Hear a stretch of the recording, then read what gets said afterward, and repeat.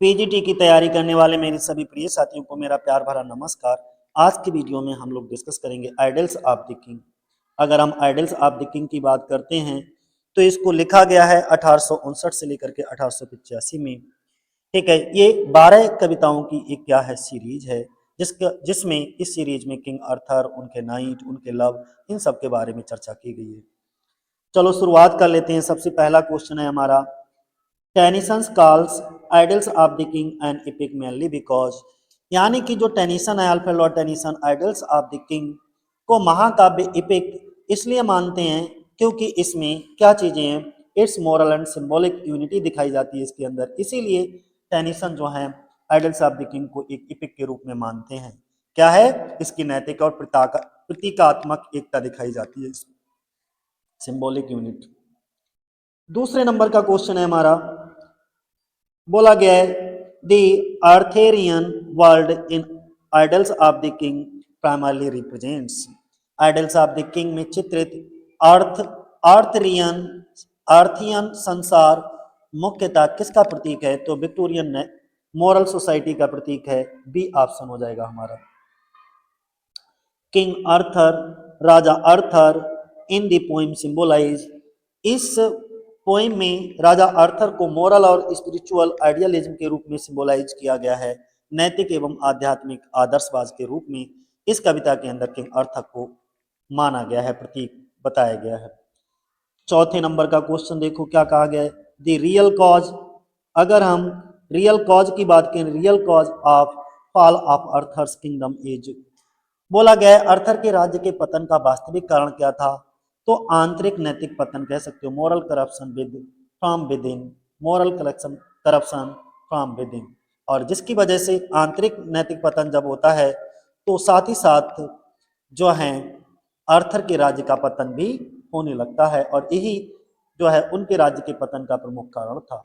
अगला, Guinevere sins, Guinevere sin becomes tragic mainly because, जो गुनहगार होती है इसका पाप दुखद इसलिए बन जाता है क्योंकि वह नैतिक आदर्श को नष्ट करती है, क्योंकि इट डिस्ट्रॉयड मोरल आइडियाज, वो क्या करती है, जितनी भी मोरल आइडियाज इस समाज में स्थापित किए गए उनको वो डिस्ट्रॉय कर देती है, और अपने पति को छोड़ करके वो किसी और से प्यार करने लगती है। और वो कौन होता है? लॉन्सलॉट होता है। लॉन्सलॉट इज बेस्ट डिस्क्राइब, इसमें एक कैरेक्टर होता है लॉन्सलॉट, उसको अच्छे तरीके से noble but morally flawed hero, श्रेष्ठ तो है। अगर हम लॉन्सलॉट की बात करें, लॉन्सलॉट की बात करें तो लॉन्सलॉट को सबसे उपयुक्त रूप से कैसे वर्णित किया जा सकता है? तो वो महान तो है किंतु नैतिक रूप से थोड़ा सा उसके अंदर दोषपूर्ण है, यानी कि वो बहुत परफेक्ट नायक नहीं है, परफेक्ट हीरो नहीं है, उसमें कुछ ना कुछ फॉल्ट है। अगला क्वेश्चन क्या है, मॉडरेट। मॉडरेट की बात करें, मॉडरेट रिप्रेजेंट्स, तो मॉडरेट किस चीज को रिप्रेजेंट करती है? Treachery and decay within society. C option हमारा क्या हो जाएगा, सही हो जाएगा। मॉडरेट जो है वो समाज के भीतर का विश्वासघात और पतन को शो करती है। 8वें नंबर का क्वेश्चन देखो क्या है, the round table primarily symbolises, round table मुख्यतः किसका प्रतीक मानी गई है? समानता और नैतिक व्यवस्था का, इक्वलिटी एंड मॉरल ऑर्डर, समानता और नैतिक व्यवस्था का प्रतीक माना गया किसको? राउंड टेबल पर। अगला क्वेश्चन है, द होली ग्राइल एपिसोड हाइलाइट्स, ये जो होली ग्राइल प्रकरण मुख्य रूप से क्या दर्शाता है? मनुष्य की आदर्श पवित्रता बनाए रखने में असफलता को दर्शाता है। फेल्योर को दिखाता है of human beings to sustain ideal purity, ideal purity, यानी कि मनुष्य की आदर्श पवित्रता बनाए रखने में असफलता, कि ये जो मनुष्य है वो अपने अंदर आदर्श पवित्रता को नहीं बनाए रख सकता, असफल हो जाता है बनाए रखने में। 10 नंबर का क्वेश्चन है, ग्रैल क्विस्ट बीकन्स अर्थर्स किंगडम बिकॉज, बोला गया है कि ग्रेल की क्विस्ट, क्विस्ट का मतलब होता है खोज करना किसी चीज की, तो grail's quest beacons Arthur's kingdom because, grail की खोज अर्थर के राज्य को कमजोर करती है क्योंकि सामाजिक कर्तव्य के साथ आध्यात्मिक अतिवाद आ जाता है, यानी कि स्पिरिचुअल एक्सट्रीमिज्म रिप्लेसेस कर देती है सोशल ड्यूटी से, और इसलिए जो है राज्य को कमजोर कर, ये सब चीजें राज्य को कमजोर करती हैं। मर्लिन एंड बीवन, बिबियन की भूमिका में बिबियन की भूमिका ये दिखाती है, Vivien's role in Merlin and Vivien. तो बताओ बिबियन की भूमिका क्या? Destructive, seductive and moral decay. यानी कि मर्लिन का पतन मर्लिन और बिबियन में बिबियन की भूमिका ये दिखाने के लिए है कि विनाशकारी आकर्षण और नैतिक पतन। अगला 12 नंबर पे मर्लिन का पतन ये संकेत करता है। अब मर्लिन का संकेत किस चीज का? Merlin's downfall. जो मर्लिन का डाउनफॉल है वो किस चीज का संकेत करता है? इंटेलेक्ट, वो इस चीज का संकेत करता है, यानी कि intellect without moral, vigilance and vulnerable. ठीक है, बी ऑप्शन हो जाएगा हमारा 12 नंबर पे। मर्लिन का पतन ये संकेत करता है कि नैतिक सतर्कता के बिना बुद्धि असुरक्षित होती है। जब तक आप नैतिक विजिलेंस नहीं लोगे तब तक जो है ये क्या है? वल्नरेबल होगा, यानी कि असुरक्षित होगा। नैतिक सतर्कता ही बुद्धि को सुरक्षित रखती है, ऐसे मान लीजिए। एलन ऑफ एस्टोलेंट किसका प्रतीक है? एलन ऑफ एस्टोलेंट, फिर से देख, एलन ऑफ एस्टोलेंट रिप्रेजेंट तो प्योर सेल्फिशनेस, लव, इस चीज को वो रिप्रेजेंट करती है। क्या ऑप्शन हो जाएगा हमारा? B option. ठीक है, प्योर एंड सेल्फिशनेस लव। क्या चीज? अब तुमसे पूछा जाए एलन ऑफ एस्टोलेंट किसका प्रतीक है, तो शुद्ध और निस्वार्थ प्रेम का प्रतीक है। 14 नंबर का क्वेश्चन देखो, एलन्स डेथ, जो एलन की डेथ है इम्पेसाइज, वो इम्पेसाइज करती है, एलन की मृत्यु किस बात पर जोर देती है? अपूर्ण आदर्श प्रेम की ट्रेजेडी पर, अ ट्रेजेडी ऑफ अनफुलफिलमेंट, अनफुलफिलमेंट या अनफुलफिल्ड आइडियल लव पर जोर देती है, उसकी ट्रेजेडी पर।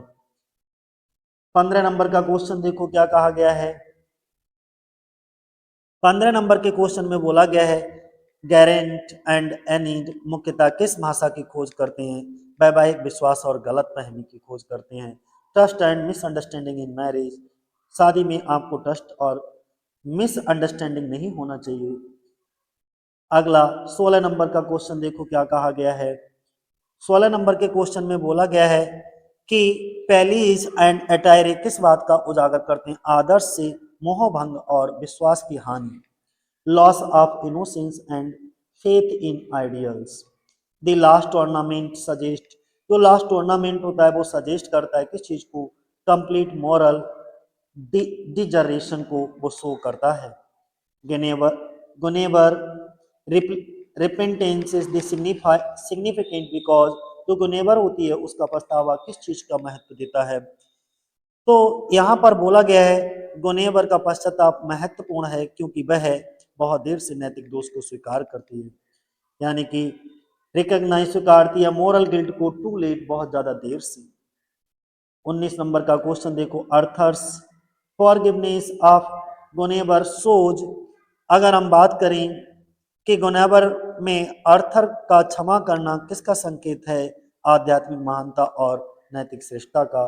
तो spiritual greatness and moral security, spiritual greatness and moral security, आध्यात्मिक महानता और नैतिक श्रेष्ठता।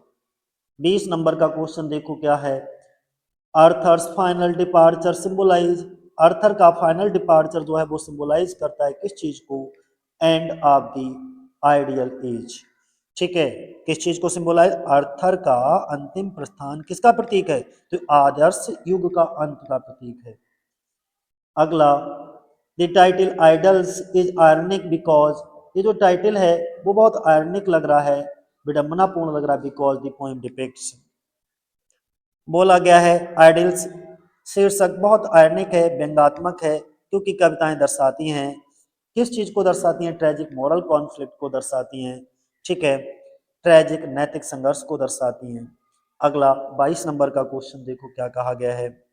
अगर हम 22 नंबर के क्वेश्चन में देखें तो Tennyson's Arthur is different from, Tennyson's Arthur is different from Malory's Arthur because, Tennyson का अर्थर मलोरी, मलोरी के अर्थर से अलग है क्योंकि, तो मलोरी के आर्थर से अलग है क्योंकि he is moral and spiritual symbol.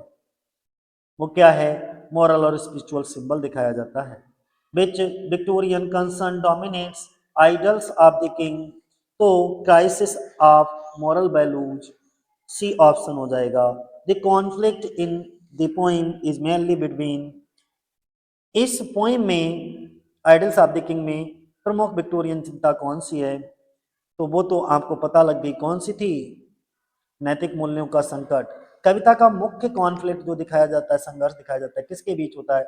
आदर्शवाद और मानवीय दुर्बलता के बीच दिखाया जाता है, अर्थात idealism and human weakness, C option हो जाएगा। और आज की वीडियो का अंतिम question, the ending of Idylls of the King is, जो आइडल्स ऑफ द किंग का अंत है वो ट्रेजिक बट मोरली एलिवेटिंग होता है, यानी कि ट्रेजिक तो होता है लेकिन नैतिक रूप से उन्नतपूर्ण होता है, अच्छा होता है, बेहतर होता है। ठीक है, तो आज के लिए इतना ही। जय हिंद, जय भारत मेरे दोस्तों। ऐसी अच्छी तैयारी करते रहो, भगवान से दुआ है आप सब लोगों का इस बार सिलेक्शन हो जाए।